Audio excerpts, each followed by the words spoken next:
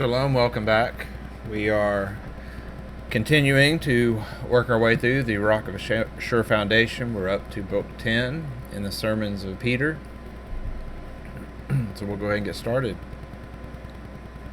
Therefore, on the third day in Tripolis, Peter rose early and went into the garden, where there was a great water reservoir, into which a full stream of water constantly flowed.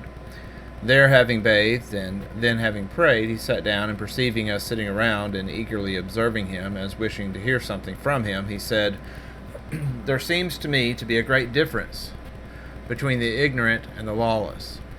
For the ignorant man seems to me to be like a man who does not wish to set out for a richly stored city, through his not knowing the excellent things that are there. But the lawless man to be like one who has learned indeed the good things that are in the city, but who has forsaken the highway in proceeding toward it, and so has wandered. Thus, therefore, it seems to me that there is a great difference between those who worship idols and those who are faulty in the worship of Yahweh. For they who worship idols are ignorant of eternal life, and therefore they do not desire it. For what they do not know, they cannot love. But those who have chosen to worship one God and who have learned of the eternal life given to the good, if they either believe or do anything different from what is pleasing to Yahweh, are like to those who have gone out from the city of punishment and are desirous to come into the well-stored city, and on the road have strayed from the right path. While he was discoursing to us in this way, one of our people entered, who had been appointed to make the following announcement to him, My master Peter, there are great multitudes standing before the doors. With his consent, therefore, a great multitude entered. Then he rose up and stood on the basis, and as he had done the day before, and having saluted them in religious fashion, he said, Yahweh, having formed the heaven and the earth, and having made all things in them, as the true prophet has said to us, man, being made after the image and likeness of Yahweh, was appointed to be ruler and master of things. I say, in air, and earth, and water, as may be known from the very fact that by his intelligence he brings down the creatures that are in the air, and brings up those that are in the deep, hunts those that are on the earth, and that although they are much greater in strength than he, I mean elephants and lions and such. While therefore he was just, he was also superior to all sufferings, as being unable by his immortal body to have any experience of pain. But when he sinned, as I showed you yesterday and the day before, becoming as it were the servant of sin, he became subject to all sufferings, being by a just judgment deprived of all excellent things. For it was not reasonable, the giver having been forsaken, that the gifts should remain with the ungrateful. Whence, of his abundant mercy, in order to our receiving with the first also future blessings, he sent his prophet, and the prophet has given in charge to us to tell you what you ought to think and what to do. Choose, therefore, and this is in your power. What therefore you ought to think is this, to worship the God who made all things, whom if you receive in your minds, you shall receive from him, along with the first excellent things, also the future eternal blessings. Therefore, you shall be able to persuade yourselves with respect to the things that are profitable. If, like charmers, you say to the horrible serpent which lurks in your heart, the Master Yahweh you should fear, and him alone you shall serve. On every account it is advantageous to fear him alone, not as an unjust, but as a just God. For one fears an unjust being, lest he be wrongfully destroyed, but a just one, lest he be caught in sin and punished. You can therefore, by fear toward him, be freed from many hurtful fears. For if you do not fear the one maker and maker of all, the one master and maker of all, you shall be the slaves of all evils to your own hurt. I mean, of demons and diseases and of everything that can in any way hurt you.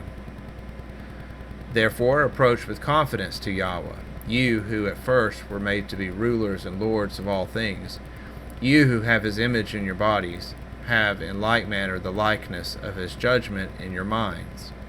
Since then, by acting like irrational animals, you have lost the soul of man from your soul, becoming like swine, You are the prey of demons. If therefore you receive the law of Yahweh, you become men. For it cannot be said to irrational animals, you shall not kill, you shall not commit adultery, you shall not steal, and so forth. But do not refuse when invited to return to your first nobility, for it is possible. If you be conformed to Yahweh by good works, and being accounted to be sons by reason of your likeness to him, you shall be reinstated as lords of all. Begin then to divest yourselves of the injurious fear of vain idols, that you may escape unrighteous bondage. For they have become your masters, who even as servants are unprofitable to you. I speak of the material of lifeless images, which are of no use to you as far as service is concerned. For they neither hear, nor see, nor feel, nor can they be moved. For is there any one of you who would like to see as they see, and hear as they hear, and to feel as they feel, and to be moved as they are? God forbid that such a wrong should be done to any man bearing the image of God, though he has lost his likeness. Therefore, reduce your gods of gold and silver, or any other material, to their original nature. I mean, into cups and basins and all other utensils, such as may be useful to you for service, and those good things which were given you at first shall be able to be restored. But perhaps you will say, the laws of the emperors do not permit us to do this. You say well that it is the law, and not the power of the vain idols themselves, which is nothing. How then have you regarded them as gods, who are avenged by human laws, guarded by dogs, kept by multitudes? And that if they are of gold or silver or brass, for those of wood or earthenware are preserved by their worthlessness, because no man desires to steal a wooden or an earthenware god.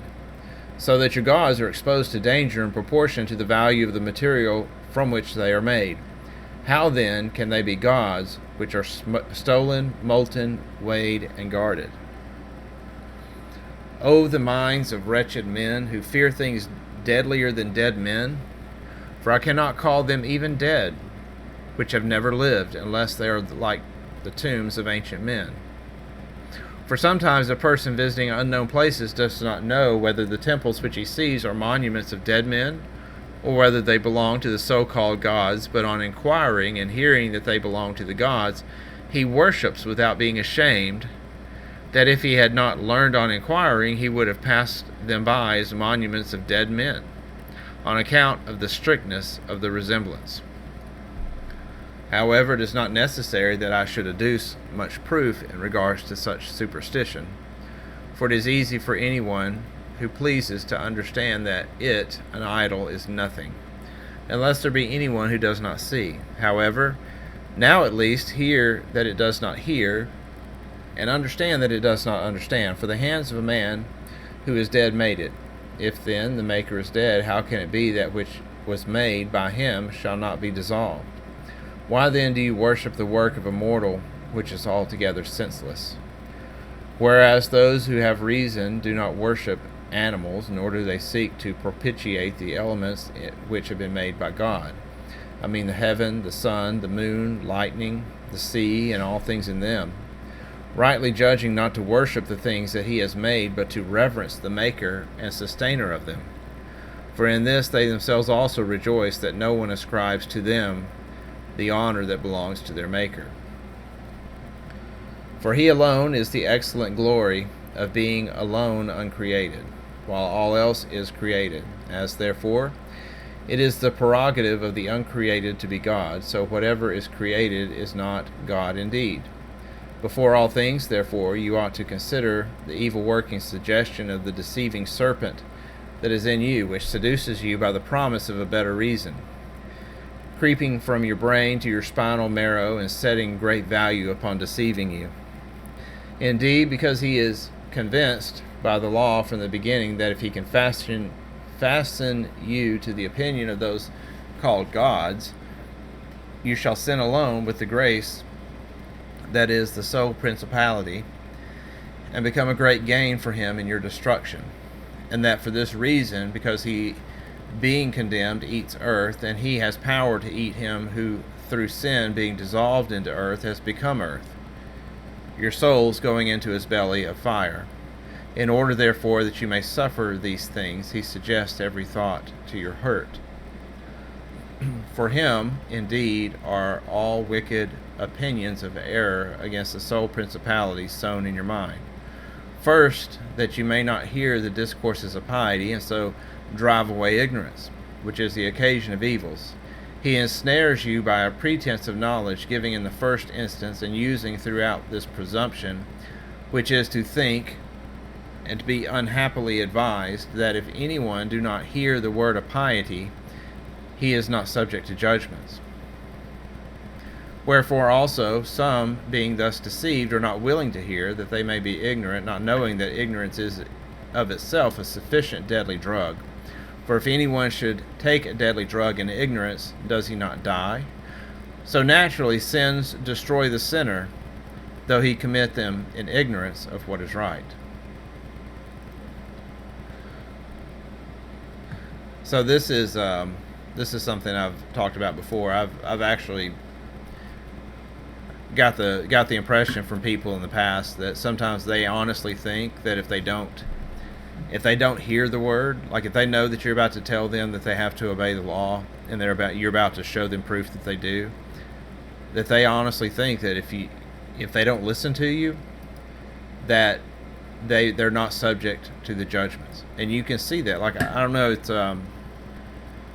it's almost like just they act kind of peculiar, and you think like, well, why are they acting this way? Why are they being so disruptive to me trying to share something with them? And this is what it comes down to. They think that as long as they don't hear what you have to say, that God's not going to subject them to any kind of punishment for not obeying him. But he's not fooled.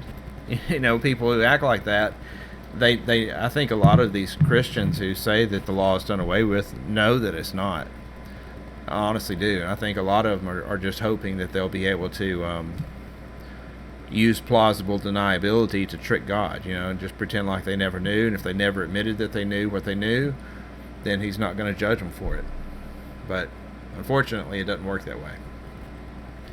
But if judgment follows upon disobedience to instruction, much more shall God destroy those who do not undertake his worship. For he who will not learn, lest that should make him subject to judgment, is already judged as knowing.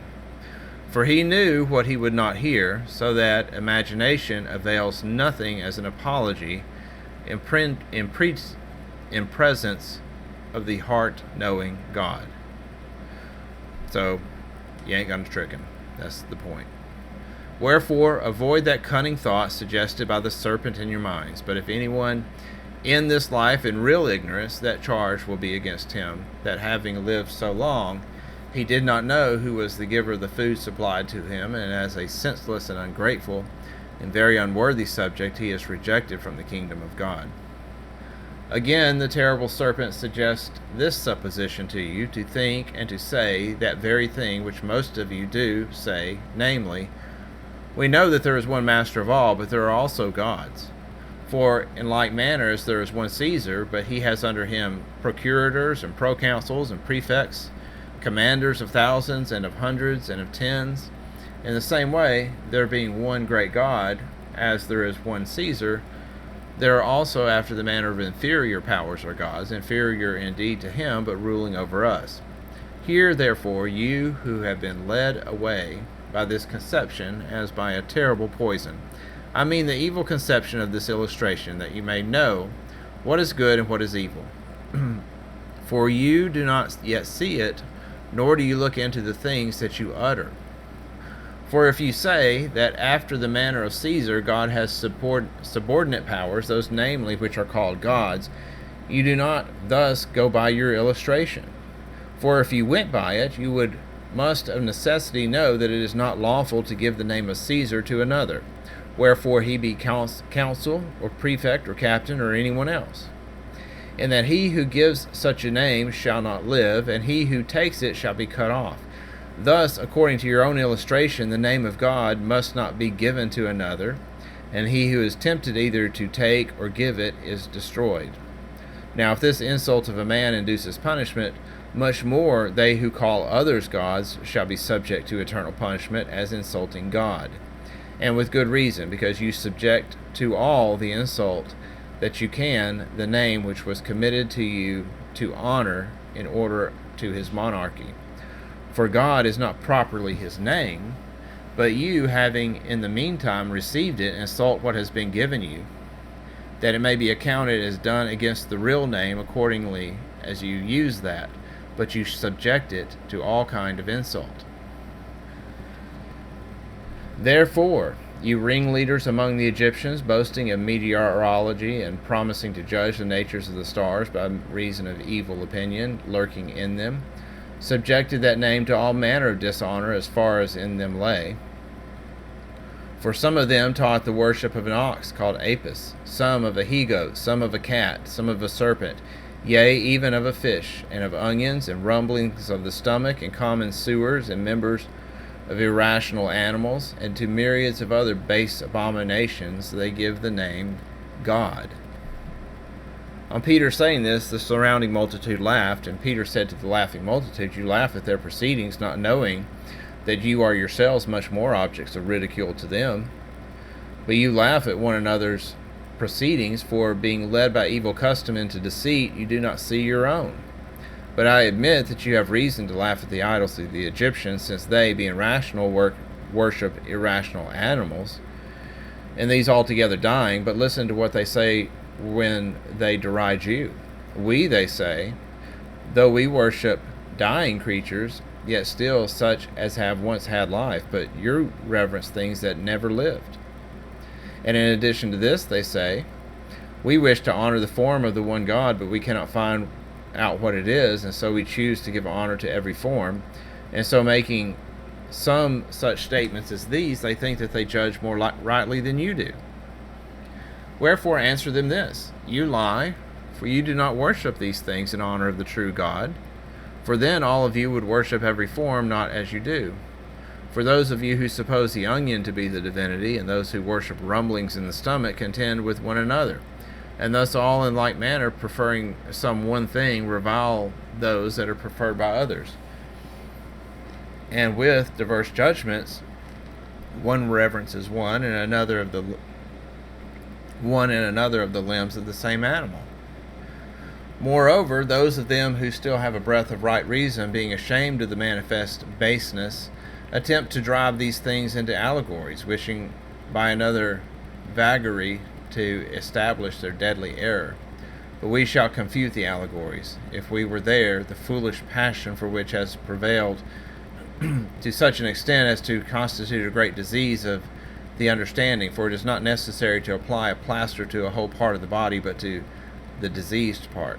Since then you, by your laughing at the Egyptians, show that you are not affected with their disease. With respect to your own disease, it were reasonable I should afford you a present cure for your own malady.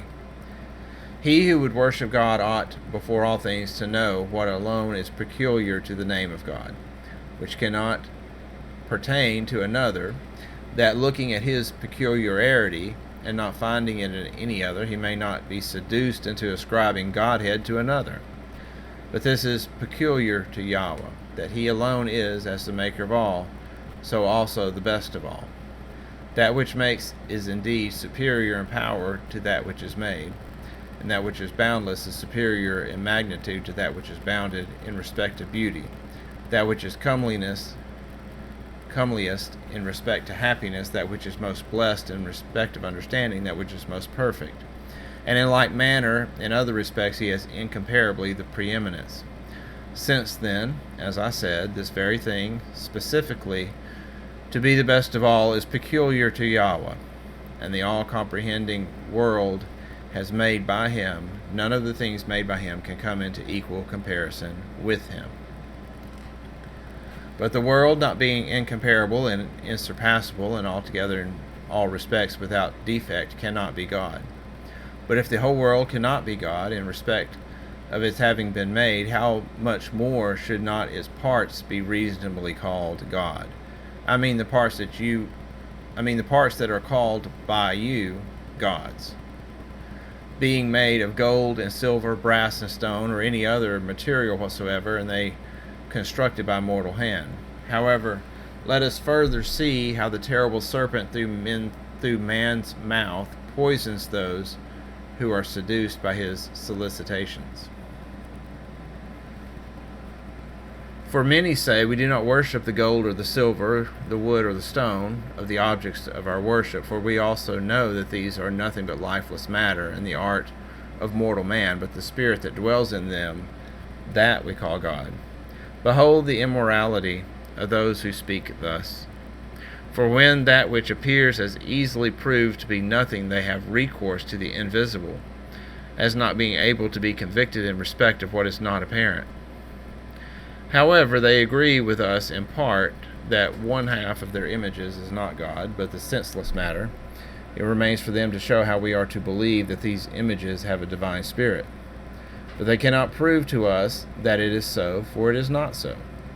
And we do not believe them when they say that they have seen it. We afford them proofs that they have not a divine spirit, that lovers of truth, hearing the refutation of the thought that they are animated, may turn away from the hurtful delusion. In the first place, indeed, if you worship them as being animated, why do you also worship the sepulchres of memorial men of old, who confessedly have no divine spirit? Thus you do not at all speak truth respecting this. But if your objects of worship are really animated, they would move of themselves, they would have a voice, they would shake off the spiders that are on them, and would thrust forth those that wish to surprise and to steal them. They would easily capture those who pilfer the offerings, but now they do none of these things, but are guarded like culprits, and especially the more costly of them, as we have already seen. But what? Is it not so that the rulers demand of you imposts and taxes on their account, as if you were greatly benefited by them? But what? Have they not often been taken as plunder by enemies, and been broken and scattered?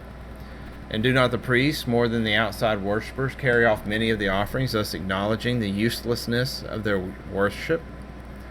Nay, it will be said, but they are detected by their foresight. It is false. For how many of them have not been detected? And if on account of the capture of some it is said that they have power, it is a mistake. For those who rob tombs, some are found out and some escape. But it is not by the power of the dead that those who are apprehended are detected. And such ought to be our conclusion with respect to those who steal and pilfer the gods. But it will be said, the gods that are in them take no care of their images. Why then do you tend them? Wiping them and washing them and scouring them, crowning them and sacrificing to them. Wherefore agree with me that you act altogether without right reason, for as you lament over the dead, so you sacrifice and make libations to your gods. Nor yet is that in harmony with the illustration of Caesar. And all the powers under him you call them administrators, whereas you take care of them, as I said, tending your images in every respect. For they, having no power, do nothing. Wherefore tell us, what do they administer? What do they of that sort which rulers in different places do? And what influence do they exert as the stars of God? Do they show anything like the sun? Or do you light lamps before them? Are they able to bring showers as the clouds bring rain? They which cannot even move themselves unless men carry them. Do you make the earth fruitful to your labors, these to whom you supply sacrifices? Thus they can do nothing. But if they were able to do something, you should not be right in calling them gods, for it is not right to call the elements gods, by which good things are supplied, but only him who orders them to accomplish all things for our use, and who commands them to be serviceable to man. Him alone we call God in propriety of speech, whose beneficence you do not perceive, but permit those elements to rule over you, which have been assigned to you as your servants. And why should I speak of the elements when you do not only have made and do worship lifeless images, but deign to be subject to them in all respects as servants? Wherefore by reason of your erroneous judgments you have become subject to demons. However, by acknowledgement of God himself, by good deeds, you can again become masters, and command the demons as slaves, and as the sons of gods be constituted heirs of the eternal kingdom. Having said this, he ordered the demoniacs and those taken with diseases to be brought to him. And when they were brought, he laid his hands on them and prayed and dismissed them as healed, reminding them and the rest of the multitude to attend upon him there every day, that he should discourse. Then, when the others had withdrawn, Peter bathed in the reservoir that was there with those who pleased, and then, ordering a table to be spread on the ground under the thick foliage of the trees for the sake of shade, he ordered us each to recline according to our worth, and thus we partook of food. Therefore, having blessed and having given thanks to God for the enjoyment, according to the accustomed faith of the Hebrews, and there being still a long time before us, he permitted us to ask him questions about whatever we pleased, and thus, though there were 20 of us putting questions to him all around, he satisfied every one. And now evening had descended. We all went with him into the largest apartment of the lodging, and there we all slept. So that's the end of Book 10. We'll be picking it up in Book 11 next time. Thank you. Shalom.